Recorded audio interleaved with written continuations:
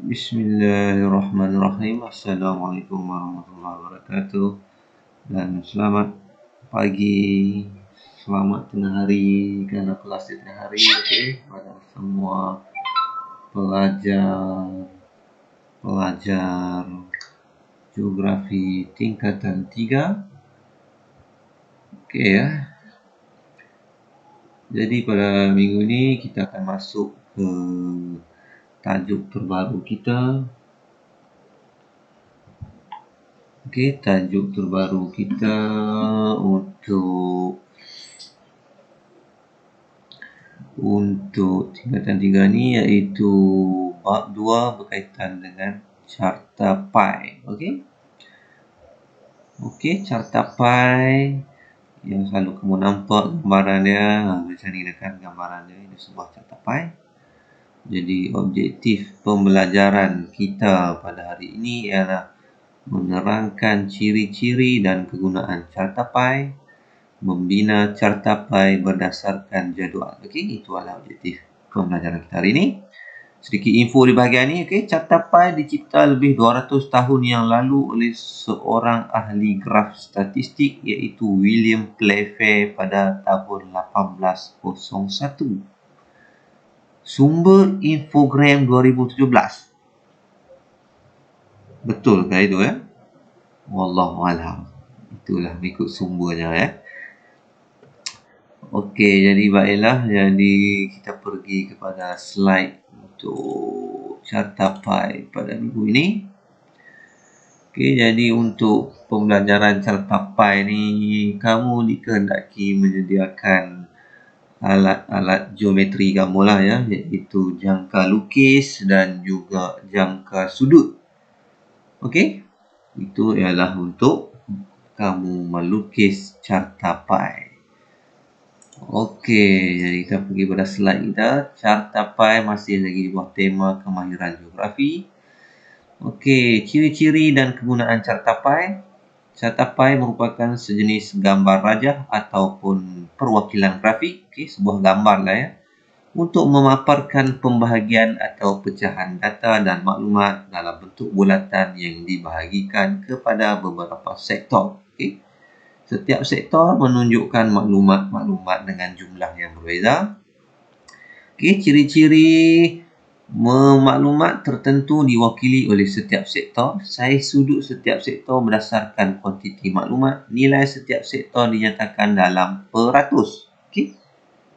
Nilai setiap sektor dinyatakan dalam peratus. Walaupun kamu mengira nilai itu dalam sudut darjah, tapi hasil jumlah nilai setiap sektor perlu dinyatakan dalam peratus. Nilai keseluruhan bulatan ialah 360 darjah yang mewakili 100%. Okey.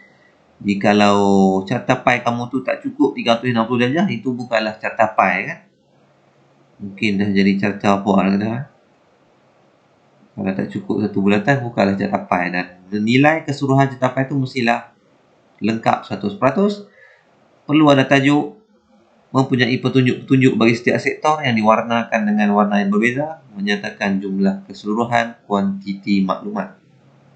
Okey, carta pi ni di bawah carta tu kita perlu tulis jumlah keseluruhan untuk carta pi tu. Okey, kegunaan carta pi ni ialah mewakilkan data kepada informasi yang lebih mudah dan marik. Okey, kerana bila kita lihat carta pi ni, kita nampak dengan warnanya, dengan gambaran sektornya yang berbeza tu lebih mudah untuk kita fahami dengan petunjuknya. Okey, perbandingan data dan maklumat ditunjukkan dengan lebih jelas, menggambarkan taburan data dan maklumat. Okey, pembacaan yang lebih efektif, memudahkan rumusan dibuat sesuai untuk menunjukkan perwakilan data seperti, contohnya data yang sesuai ditunjukkan dengan carta pi ialah sumbangan sektor ekonomi kepada Pendapatan Negara asal pelancong asing ke Malaysia, destinasi import atau ekspor utama Malaysia. Itu adalah contoh maklumat yang sesuai. Banyak lagi lah maklumat yang sesuai dipaparkan dengan carta pi. Okey. Okey, langkah untuk membina carta pi. Okey, sebelum kita membina carta pi, kita perlulah ada data mentahnya kan, data awal yang perlu kita tukarkan data itu kepada bentuk peratus, kemudian tukarkan pula kepada bentuk sudut sektor. Okey. Jadi kamu tengoklah, ini ialah sebuah jadual, iaitu kaitan jadual purata perbelanjaan bulanan alan. Okey. Okey, jadual di bawah menunjukkan purata bulanan perbelanjaan alan pada tahun 2018. Okey, itu tajuk dia. Okey, purata bulanan perbelanjaan alan pada tahun 2018. Ikuti langkah-langkah yang berikut untuk menghasilkan sebuah cetapan lengkap. Okey, kita perlu tukarkan dahulu pembelanjaan ni kepada bentuk peratus dan sektor. Macam mana nak menukarkannya? Okay, kita kaji dulu jadual. Okay, jenis pembelanjaan makanan alat 1,400, sewa 1,100, pengangkutan 945, pembelanjaan lain 540, simpanan 405, jumlah keseluruhan ialah 4,500 keseluruhan pembelanjaan alat dalam sebulan. Macam mana nak menukarkan jumlah ini kepada peratus? Okay, ini langkah dia. Tukarkan nilai mutlak dalam jadual kepada peratus. Okay, 1,485 untuk makanan lah kan. Peratus bagi makanan RM1,485 bahagikan dengan 4,500, iaitu jumlah keseluruhan, darabkan dengan 100 lah. Bagi kita nak tukar ke peratus, darabkan dengan 100. Jadi dapat jawapannya 33%. Okay, masukkan di sini. Boleh nampak? Begitulah juga yang lainnya, sewa, pengangkutan yang lain sebenarnya langkah yang sama. 1,125 bagi 4,500, darab dengan 100, dapat 25. Okay, betulkan jumlah tu. Kadang-kadang dalam slide ni pun kita tak pasti. Okay, jumlah dia kadang-kadang tak betul. Kita kena buat pengiraan. 1,125 bahagi dengan 4,500 darab dengan 100 sama dengan 25. Okey, betul. 945 bahagi dengan 4,500 darab dengan 100. 21. Okey, mengikut jumlah juga kira itu betul. Bila kamu dah tukarkan semuanya, kamu kena jumlahkan semula peratus ni. Daripada 33, 25, 21, 12, 9 ni jumlahkan semuanya, pastikan nilai yang kamu dapat mesti 100. Jika nilai yang kamu dapat itu tidak cukup 100, maknanya adalah kesalahan dalam pengiraan di sini kan. Okey, kalau pengiraan kamu tu kamu mendapat dalam jumlah titik perpuluhan, okey. Macam biasalah kamu kena bundarkanlah. Kalau perpuluhan 5 ke atas, tambahkan 1. Kalau bawah daripada 5, 4 ke bawah, kekalkan nilai asal itu kan. Macam ni format dari sini. Okay. 405. Okey. Itu ialah untuk mengira peratus. Kemudian bila dah dapat peratus, peratus ni kamu akan gunakan di bahagian mana? Kamu akan tuliskan di dalam setiap sektor catapan itu, kamu akan masukkan nilai peratus. Kemudian pula ialah nilai sudut, saiz sudut sektor ni kamu akan gunakan bila kamu nak melukis cartapai tu. Okey, macam mana nak mengira saiz sudut sektor? Okey, ini langkah dia. Tentukan saiz sudut setiap sektor. Saiz sudut sektor bagi makanan. Okey, bagi makanan tadi ni kita tak ambil dah nilai jumlah berjalan, kita akan ambil nilai peratus. Okey, 33 ni kita bahagikan dengan peratus. 100 darab dengan 360 darjah lah, sebab kita akan tukarkan dia kepada nilai darjah. Okey, 33 bahagi 100 darab 360 darjah sama dengan 190 darjah. Okey, macam dalam ni kalau kamu buat pengiraan sendiri, 33 bagi 100 darab 360 ni kamu akan dapat jumlah dia 118.8 darjah. Okey, jawapan dia ialah 118.8 darjah, tapi kamu bundarkanlah kerana dia lebih 5 ke atas, bundarkan dia kepada 119. Okey. Untuk yang ni 25, okay, cuba kita cuba 25 bahagi dengan 100 darab 360 sama dengan 90. Okey, jadi nilai dia akan 90 di sini. Okey, masukkan dulu nilai di dalam jadual ni, kemudian nilai seterusnya 90. Okey, 21 bahagi 100 darab dengan 360 sama dengan 75.6. Okey. Ini dapat 75.6 kerana dia perpuluhan 6, 5 kata, bundarkan dia jadi 76. Okey, dapatlah 76. Walau apa pun cara pengiraan kamu dan kamu dah bundarkan, yang pentingnya ni jumlah di bawah ni bila kamu dah totalkan, kamu dah jumlahkan semua ni, okey, 100.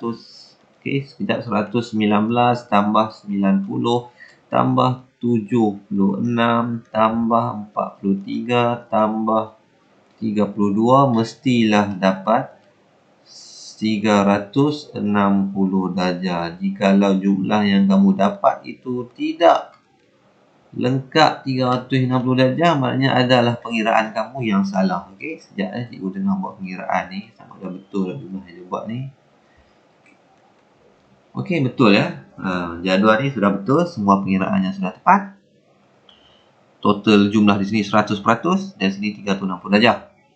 Bila dah dapatkan, kamu dah dapat tukarkan data asal ni kepada dalam bentuk peratus dan saiz itu, barulah kita mula membina graf ya. Membina cartapai. Okey.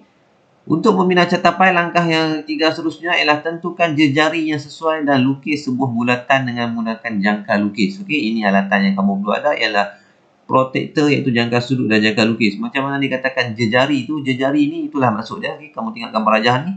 Okey, titik tengah bulatan ke ukur lilit luar sesebuah bulatan itulah jejari. Jarak daripada titik tengah bulatan ke ukur lilit sesebuah bulatan itulah jejari. Okey. Macam ini contohnya berapa jejari yang digunakan. Okey, kejap ya. Digunakan jejari berapa sentimeter tak tahulah. Tetapi dalam soalan peperiksaan, jejari akan diberikan. Okey, contohnya soalan tu kata gunakan jejari 4 cm. Jadi kamu kena letaklah di atas pembaris. Okey, jangka lukis kamu ni, okey, jarum ni dinilai kosong. Pensel yang mata ni mesti dinilai 4 cm. Kalau jari tu 4 cm lah kan. Kalau jari tu kata guna 6 cm, maksudnya sini letak di titik kosong pembaris. Pensel ni mata dia ialah di 6 cm. Kemudian kamu mulalah melukis sebuah bulatan yang lengkap. Okey. Macam mana ni? Okey, kamu letaklah di atas kertas tu, letakkan titik ni. Kemudian kamu mulalah memusingkan jangka lukis kamu tu melengkapkan satu bulatan. Okey, titik tengah ni penting ya. Pastikan ada tanda kerana apa? Kerana kamu akan membuat satu garisan menegak untuk menunjukkan permulaan lukisan catapai nanti ialah pada garisan kita kata nombor 12 lah, macam jam tangan ni dekat nombor 12 di atas ni. Kita akan lukis satu garisan tegak daripada titik tengah ni ke ukur lilit tu. Okey, contohnya macam ni. Okey, lukiskan jejari dari pusat bulatan ya, tegak ke atas. Okey.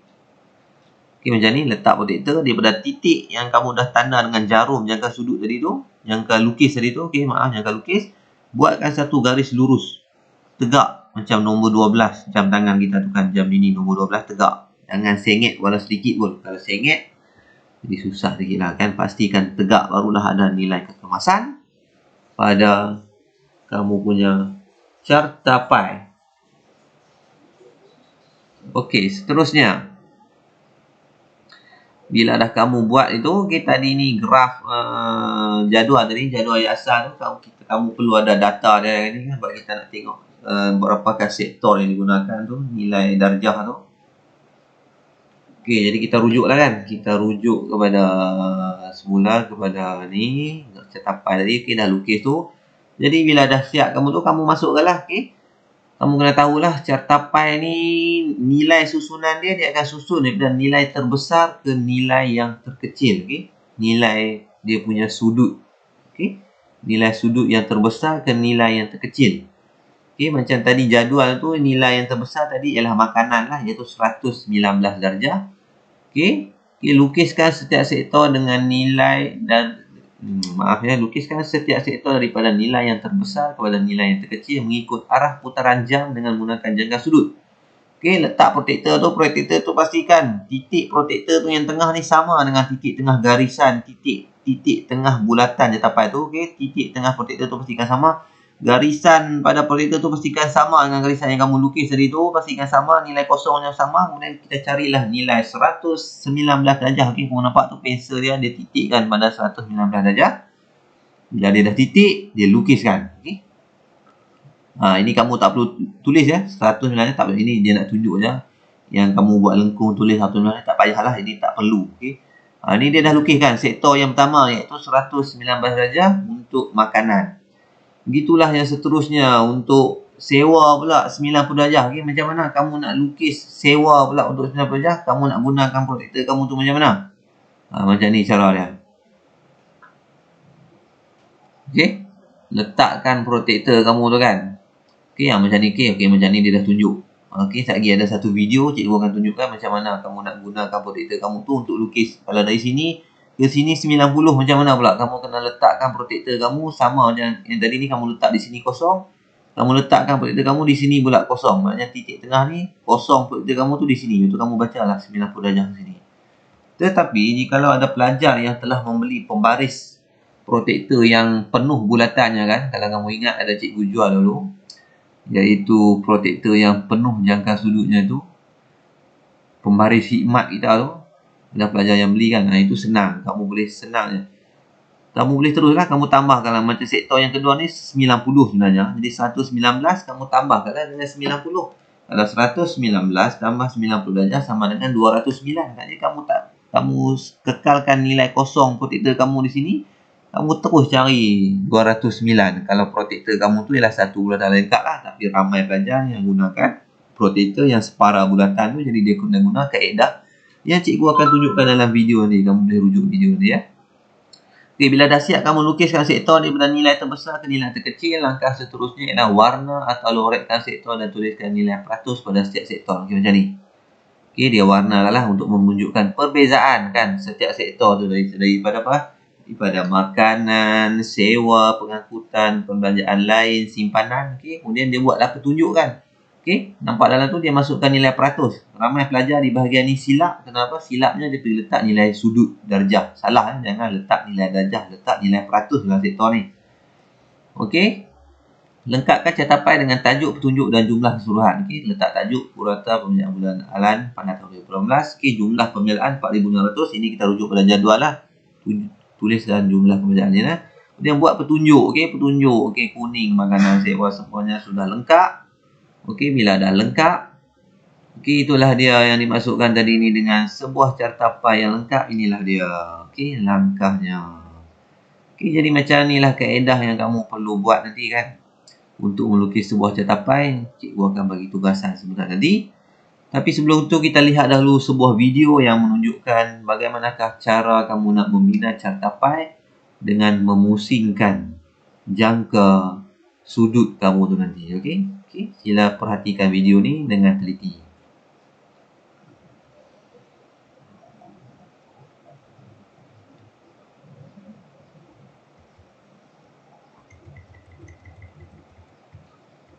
Hello, welcome to this video where I'm going to show you how we can draw a pie chart from a given set of data. The first task when we're going to draw a pie chart is to work out how many people took part in this survey. So I'm going to add up the frequency column here. When I add these together, I get a total amount of 30 people who took part. Then I need to work out how many degrees I'm going to draw for my pie chart per person. There's 360 degrees in a circle, and I need to share those 360 degrees out with those 30 people. So I need to do 360 divided by 30. 360 divided by 30 gives me 12. Okey, ini cara yang ditunjukkan ni ialah untuk dia nak tukarkanlah data mentah ya kan untuk favorite subject tu. Untuk berapa jumlah tu dia nak tukarkan kepada peratus dan juga kepada nilai darjah. Jadi macam mana dia nak tukarkan benda-benda tu, dia guna kaedah lain ya. Jadi kaedah yang dia gunakan ni kita abaikanlah, kita tak gunakan kaedah ni, kita akan gunakan kaedah yang cikgu dah terang tadi tu. Untuk mengira peratus, kamu bahagikan jumlah sektor tu kan macam tadi makanan, ke jumlah dia bagi dengan jumlah keseluruhan, darab dengan 100. Kita tak perlulah ikut kaedah ni ya. Cuma kita nak tengok macam mana kaedah dia lukis cartapai tadi, okey. Tapi sambil-sambil tu kamu tontonlah dulu, okey. Ini antara kaedah lain jugalah untuk ditukarkan kepada darjah dan peratus.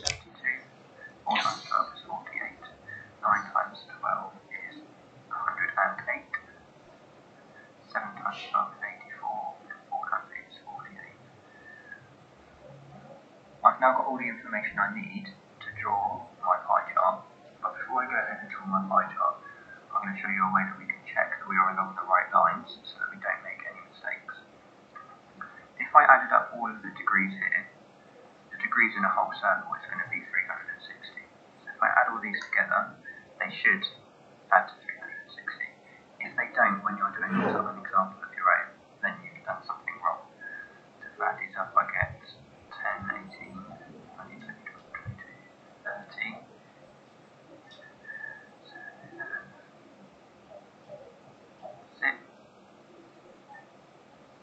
And then 360. So we've added together to make 360.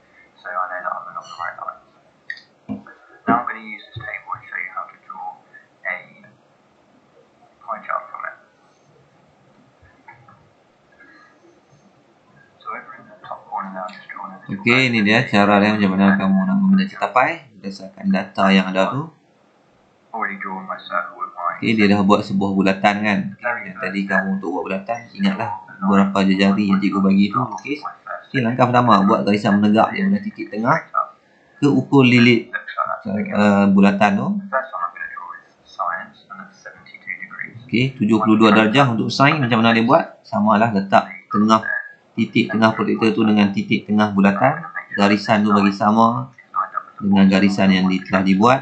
Okay, bacalah nilai 72 darjah. Now this is a mistake. Okay, tengok macam mana dia tanda. About what scale to use, whether you're going to use inside scale or the outside scale. Okay, baca nilai yang luar. Nilai luar untuk protektor kamu. Jangan baca nilai dalam. Across here, Mula dengan kosong. Baca dengan nilai yang bermula dengan kosong. 0. And you can see on the outside scale that 0 starts here. So I'm going to use the outside Okay, scale. mula kosong.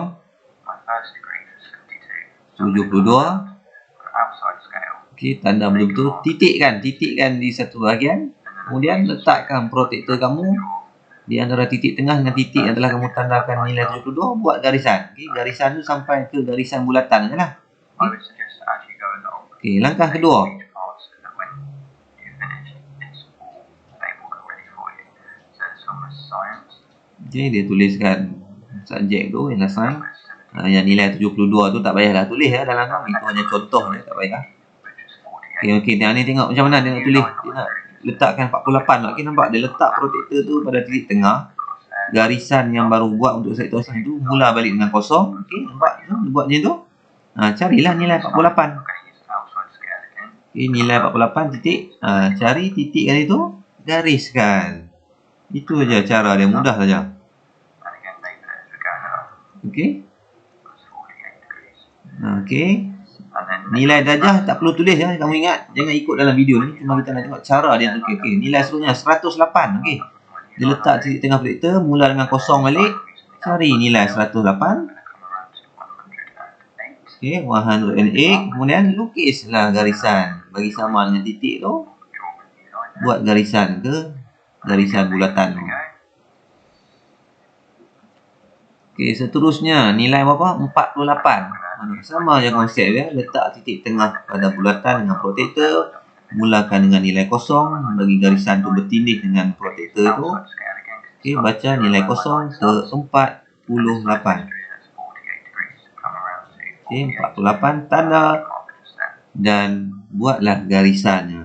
Okay, macam tu. And then label it as we go again. So it's 48. Okey, dan nilai yang terakhir untuk English tu perlu tak kamu cari? Dia secara automatik lah kan. Tapi kamu tengok dia akan tunjuk juga berapa nilai yang dapat Pretty close to 84 Okay. degrees. 84 darjah ni dia letak juga. Kemudian dia cuba membaca. Kalau kamu nampak bacaan dia tu dapat dalam 82 Tractor. And if I measure that, it's about 82, I would say that is. So it's close to being 84. Dia dapat 82 lah, iaitu hampir dengan 84. Secara kebiasaannya itu adalah perkara yang biasa di dalam membina catapai ni. Kenapa dia tak dapat tepat 82? Kerana bermula di sini lah. Kalau kamu tengok di titik tengah ni adanya garisan yang tidak tepat masuk ke titik tu. Sebab tu dia bila dia lari sedikit saja memang darjah dia akan lari. Itulah kamu kena berhati-hati bila membina catapai tu. Garisan ni mesti sama tengahnya. Kalau kamu kamu tengok ni dia macam ke atas sikit, yang ni dia ni ke bawah pula. Sebab itulah dia lari nilai tu. Kebiasaannya memang itu. Kecuali kalau kamu membina catapai dengan menggunakan komputer, dia lebih tepat lah kan. Kalau kita melukis dengan tangan ni, memang selalunya kita akan terlari sikit garisan dia. Bila lari tu, dia akan larilah nilai darjah dia. 1. Kan, lari sedikit pun memang akan lari nilai darjah tu. Okay? Macam kita solat kan, ke kiblat kita. Kalau kita tersengit oleh sedikit pun, ke arah kiblat tu lari dengan jauhnya kan nilai darjah. Okay? Itulah contohnya cara membina cartapai. Okay? Jadi seterusnya kita kembali kepada buku teks kita untuk bahagian cartapai ni. Okey, kamu rujuk di muka surat 20 ya, surat 20. Permulaan tajuk kita tu. Okey, semua ni kita dah belajar tadi. Okey, untuk bahagian muka surat 22 ni kamu buat salin nota dah ya, salin notanya tentang ni, kemudian langkah membina cartapai ni. Langkah membina catapai ni, okey, langkah untuk membina catapai ni, kamu salin dia punya langkah lah. 1, 2, 3, 4, 5, 6 tu. Okay? Yang bahagian gambaran ni tak perlulah kamu lukis lah. Tak perlu lukis. Salinkan nota ni saja. Okey, jadi macam mana dengan cara itu kamu dah tengok dalam video tadi. Macam inilah caranya, sama saja. Jadi untuk hari ini, okey, tugasan kamu ialah di muka surat 25. Okey, ini dia. PAK 21 persembahan. Okey, tajuk catapan, membina catapan menggunakan komputer. Okey, kalau kamu ada komputer dan kamu tahu cara untuk menggunakan komputer membina catapan, atau kamu boleh Google dulu cara-cara membina catapan dengan komputer, kamu boleh membuat catapan dengan menggunakan komputer. Okey, kalau kamu tak ada kemudahan untuk menggunakan komputer, kamu buat secara manual lah. Macam yang cikgu dah terang tadi kan. Buat secara manual. Okey, datanya macam mana? Okey, langkah-langkah. Okey, langkah tak ada lah. Okey, kita akan mulakan di sini. Okey.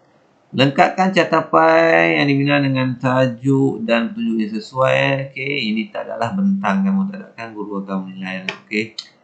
Okey, ini adalah dia. Kita akan membina sebuah catapan berkaitan dengan jumlah murid mengikut rumah sukan. Okey, bagi pelajar kita 3 kelas yang cikgu ajar ni lah.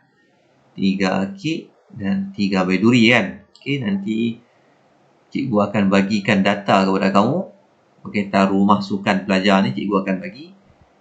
Okey, rumah sukan yang kita ada apa? Kita ada hijau, biru, kuning dan merah. Okey, jadi kamu lukiskanlah jadual kan. Jadi akan ada 4 je lah. Merah, biru, hijau, kuning.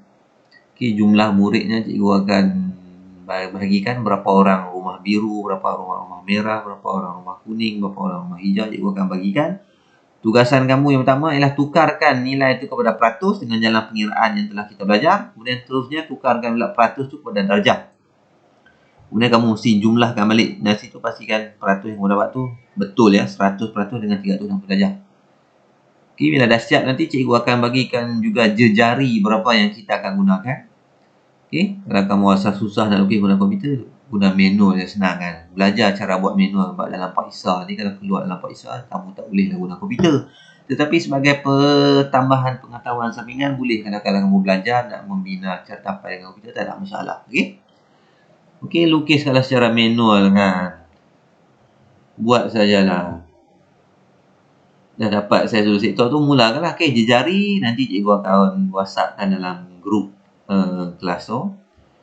Begitulah juga dengan data ni, cikgu akan bagikan dalam grup kelas. Kamu boleh mula membina jadual dan seterusnya melukis graf. Melukis graf pula dah, maaf ya. Melukis catapan yang lengkap.